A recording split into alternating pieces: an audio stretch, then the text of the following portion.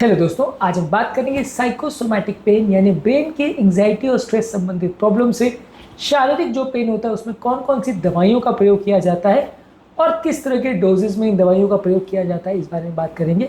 Psychosomatic pen काफ़ी common है। As a cardiologist हमारी ओपीडी में बहुत सारे ऐसे पेशेंट्स आते हैं जिनको छाती का दर्द होता है और इवैल्यूएशन करने में पता चलता है कि ये दर्द हार्ट का नहीं है, मस्कुलर है या साइकोलॉजिकल है या साइकोसोमैटिक पेन है।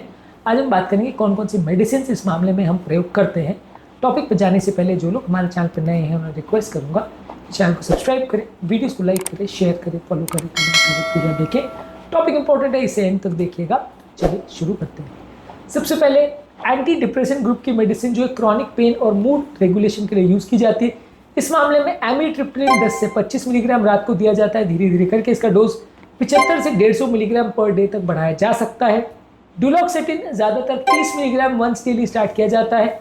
धीरे धीरे करके इसका डोज 60 मिलीग्राम या 120 मिलीग्राम तक ले जाया जा सकता है। वेनलाफेक्सिन 37.5 मिलीग्राम दिन में एक बार दिया जाता है। इसका डोज 150 से 225 मिलीग्राम तक ले जाया जा सकता है। सर्ट्रालिन 25 से 50 मिलीग्राम दिन में एक बार दिया जाता है और इसका डोज 100 से 200 मिलीग्राम तक बढ़ाया जा सकता है। एंजाइटी रिलेटेड पेन के लिए ज़्यादा अच्छा है। इसके अलावा गाबापेंटिनोइड जो न्यूरोपैथिक पेन और साइकोसोमैटिक पेन के लिए ज़्यादा यूजफुल है। इस पर गाबापेंटिन 100 से 300 मिलीग्राम रात को दिया जाता है। इसको डोज को बढ़ा के 900 से 3600 मिलीग्राम पर डे तक ले जाया जा सकता है। प्रीगैबलिन 50 मिलीग्राम ट्वाइस से स्टार्ट करते हैं और 150 से 300 मिलीग्राम तक ले जाया जा सकता है। एंजाइटी के लिए दी जाने वाली दवा एंग्जोलिटिक्स, अगर किसी व्यक्ति को एंजाइटी की ज़्यादा प्रॉब्लम है तो वहाँ क्लोनाजिपाम 0.25 to 0.5 मिलीग्राम रात को दिया जाता है। उसका डोज मैक्सिमम 2 मिलीग्राम तक बढ़ाया जा सकता है, पर इसको लेने से लंबे समय में थोड़ी आदत पड़ने का अंदेशा रहता है, तो बहुत ज़्यादा लंबे समय तक इसको नहीं दिया जाता है। बस पायरोन से उतनी ज़्यादा आदत नहीं पड़ती, लेकिन ये जनरलाइज एंजाइटी की अगर प्रॉब्लम है तो 5 से 10 मिलीग्राम दिन में 2 बार दिया जाता है और डोज को 30 मिलीग्राम पर डे तक बढ़ाया जा सकता है। अगर किसी को स्ट्रेस रिलेटेड मसल्स पेन हो रहा है या फाइब्रोमाइल्जिया हो रहा है तो वहाँ पे साइक्लोबेंजापिन 5 से 10 मिलीग्राम रात को दिया जाता है, मैक्सिमम 30 मिलीग्राम, या टिजानिडिन 2 से 4 मिलीग्राम दिया जाता है रात को, मैक्सिमम 12 मिलीग्राम तक इसका डोज ले जाया जा सकता है। जहाँ मसल रिलैक्सेशन की ज़रूरत है और स्ट्रेस रिलेटेड अगर मसल पेन हो रहा है तो वहाँ इसका प्रयोग किया जा सकता है।